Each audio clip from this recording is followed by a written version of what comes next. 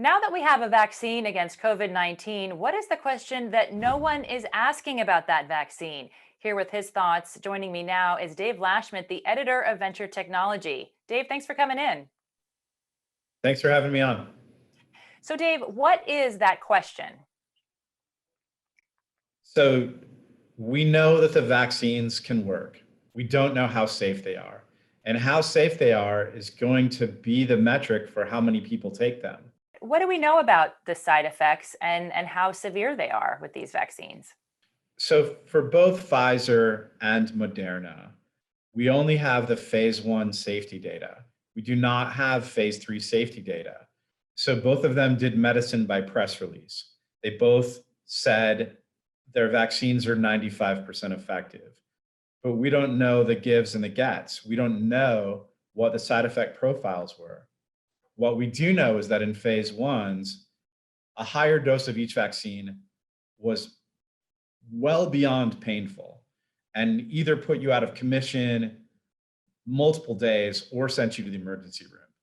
So both companies lowered the dose, and they haven't told us what the side effects are at the new lower dose. So we don't know. So that goes really to confidence in getting the vaccine, which we've already seen polling show that people do have concerns about the safety of these vaccines simply because of how quickly they were created. Without the answer to what the side effects are, how many people can we really ask in this country to get the vaccine? We can ask everyone who are compelled to get it.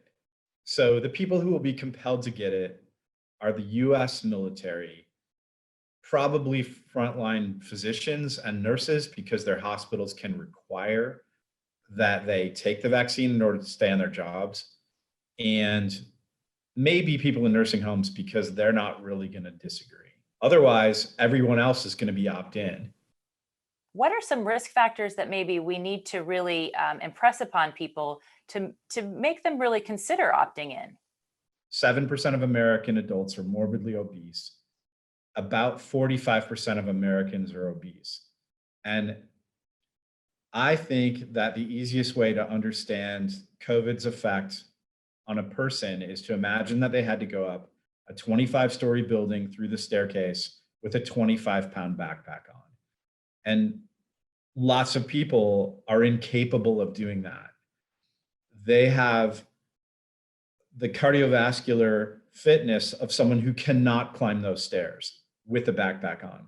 And if that's you, you're at risk of a respiratory disease that reaches through your air sacs and hits your blood vessels. So it is both cardio and pulmonary disease. It's not just the flu. It does infect your blood vessels, and your blood vessels go throughout your body. There's a risk of heart attack. So anyone at risk, remotely at risk of heart attack or cancer, is at risk of COVID-19. I think that given the efficacy data and what we saw with phase 1 data, that anyone over 50 should seriously consider this vaccine. But it would still be nice going in to get the vaccine, what your expectations are about how it sidelines you. There's 2 other vaccines in development, in advanced stages of development, from AstraZeneca and Pfizer. And both those are triggering a rare but critical allergy risk. So it doesn't happen as often, but when it happens, it's much, much, much more dangerous. So that begs the question about whether or not the people that you've identified as high risk, which are the obese, I think also we could add to that the elderly, and perhaps those who sort of have compromised lung situations, maybe because they're smokers. What is the possibility that they could even withstand the side effects if they're as severe as you discussed earlier? And how do we calibrate as individuals, as basically we're being asked to do, that situation right now? It's not really an individual decision. It's a decision about you with respect to your world. Okay. So if you still have to take a subway every day to get to work and you're an essential worker, even if you're not in medicine, you face such a higher risk burden that it might make sense to you. The thing is, the question no one's asking is, what's the side effect burden? Because we don't know. So the phase 1 trials for both approvable vaccines where we have very, very strong efficacy data suggests that loosely 50% are going to get mild side effects, which means your shoulder feels like you were punched in it for half a day. About 5%, I'm guessing because they're not telling us, about 5% are going to get moderate side effects, which means you're out for 2 or 3 days because you've gotten the vaccine. And about 0.5% or 1 in 200 people will get side effects that are so severe that they go seek medical attention, whether it's urgent care or an ER. If my estimates hold, if you vaccinate 100 million people, you sent 500,000 people to the hospital for the vaccine. So is that tolerable? It's tolerable if you're at really high risk. Would you give your children that vaccine? That's a completely different story. Do I want my child to go to the ER with a 1 in 200 chance, even though my child's never going to be at risk? Because they're not a cardiovascular patient, they're not a cancer risk. So why would I give them a vaccine that cuts out? That's why side effects matter. It matters about how many people uptake the vaccine. And the more people that uptake the vaccine, the less everyone else's risk is. That's why it's a community question.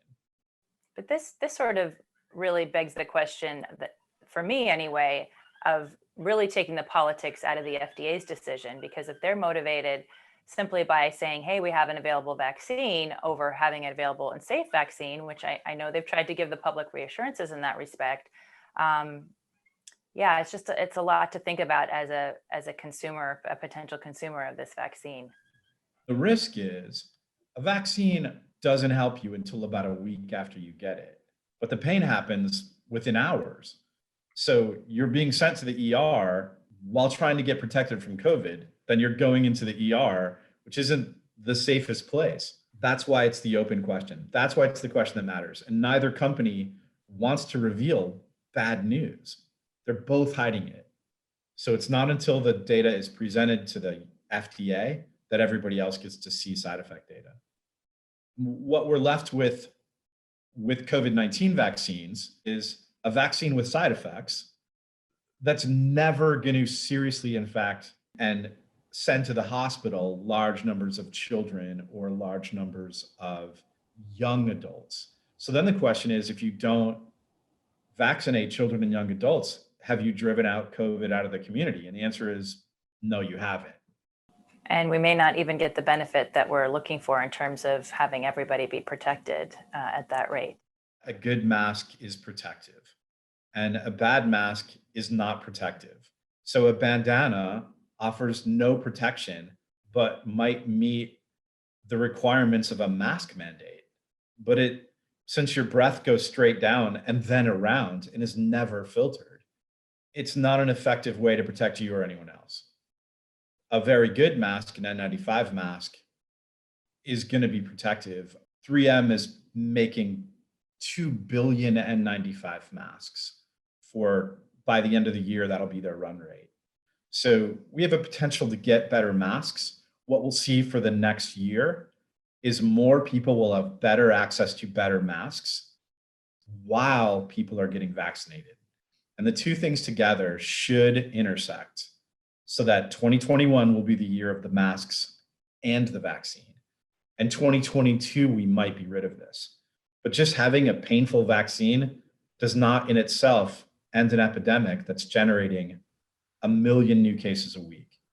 All right, Dave Lashmet with that sobering analysis. But thank you so much for keeping us mindful of how we need to weigh our own options and those in our community. Our thanks to you. Thanks very much. And if you'd like to catch up with any more Stansberry research content, please take a look at all of these social media platforms where you can find us. That's all for now. Thanks for watching. I'm Jessica Stone.